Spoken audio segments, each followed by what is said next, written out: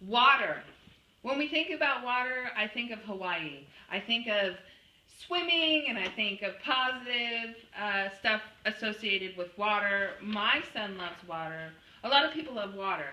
But water is dangerous when you're uneducated about it, or when you're not using safety precautions, even in the ocean, even in a simple pool.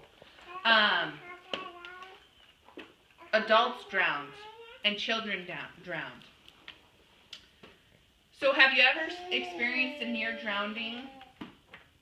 I know I have. I think I was about 6 years old at a pool, and I had a towel wrapped around me, and I wanted to get a little floaty. And sure enough, I fell straight to the bottom, and thank goodness my dad was there to rescue me, because had it been not, I would have been a statistic. I can't even talk today. A statistic. There you go.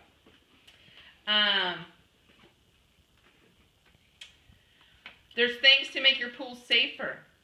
But what about children? The Center of Disease Control Unintentional Drowning Fact Sheet of 2011 says drowning is the second leading cause of children between 1 and 14 years of age. 1 in 5 fatal drowning victims are 14 years and younger. And matter of fact, 5 years of age and younger. We're talking about between the ages of 1 to 5, where children are really susceptible. Water's enticing. Water is cool on a summer day. I know specifically of an instance. I met a mama pregnant with her third baby. Lost her second baby at 18 months old. November 2nd of 2013, that child was at his grandmother's house. Grandma had a swimming pool. It had a fence, but it wasn't secure at the time. So they were making dinner, and baby was, the toddler was, within eyesight, getting distracted, the parents were. Next thing I know, 5 minutes had elapsed, and no one had seen the baby. They looked out in the pool. He was face down, dead. Less than 6 months ago, this child was living, and now he is a statistic of drowning. How can you prevent it? There are fences. There are different type of pool alarms. But what's the safest thing? What's so preventable? We can teach our children how to rescue themselves. Now, one of the most important thing of prevention is adult supervision. Of course, you always need to supervise your child. But as this case happened, just a blink of an eye, and baby was already in the pool. 5 minutes elapsed, and that baby's dead. Now, Infant Swimming Resource is a company that I went through to teach my son water survival skills. I will teach him how to swim at some point in his life. I don't really care about swimming at this point in age. I want him to survive if he comes in contact with a bathtub, because that happens. A swimming pool, a lake, at a park pond, somewhere. What if he's at his daycare provider and they happen to go to a park and, whatever the case may be. I want my son to know what he needs to learn. If he hits the water, what is he going to do? Infant Swimming Resource teaches children 6 to 12 months old.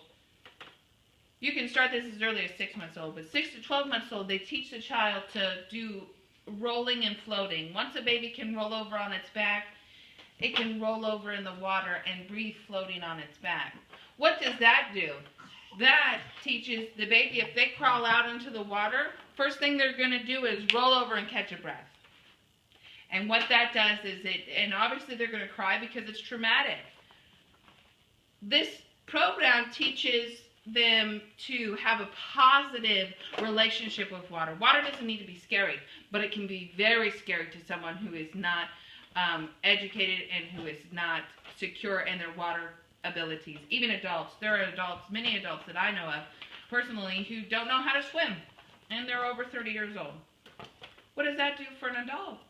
As an adult, how could you not swim? That sounds dumbfounded, but they weren't around water, or they weren't given the tools necessary to survive a water incident. Now, my son is 18 months old, and so what Declan is doing is he is going through the swim and roll, and then he's learning how to swim to the side. Now, this is very traumatic for a parent who is watching. I'm watching my son be put into a water situation and go underwater, and then now he's turning and floating and reaching to the side. It's amazing what these children are doing. Between the ages of 1 and 5 years old, their brains are like a sponge. Why not teach them survival skills right now? So that way it is preventable. So that way other mothers and fathers do not have to bury their child. Since 1969, Infant Swimming Resource has taught more than 260,000 children become aquatically skilled. What does that say?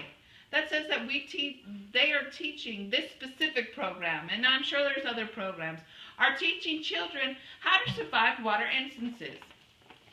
On ISR.com, InfantSwimmingResource.com, there's a testimonial. A mother who was at a park in Florida.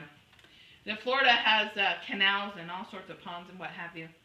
So the mother was walking around the track, and her friend was over by a tree watching the children.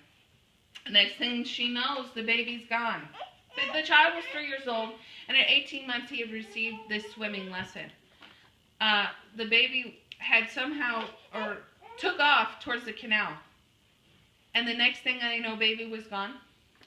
They searched straight over to the waterway, and they found him floating in the middle of the waterway, face up, crying, waiting for someone to help him. So this is not just swimming lessons. This is water survival skills. And I urge moms and dads, grandmas and grandpas, to teach their children survival skills. Not necessarily swimming lessons, because that will come. But to learn how to survive if they were come in contact with the water. I thank you for your time. Mahalo nui loa.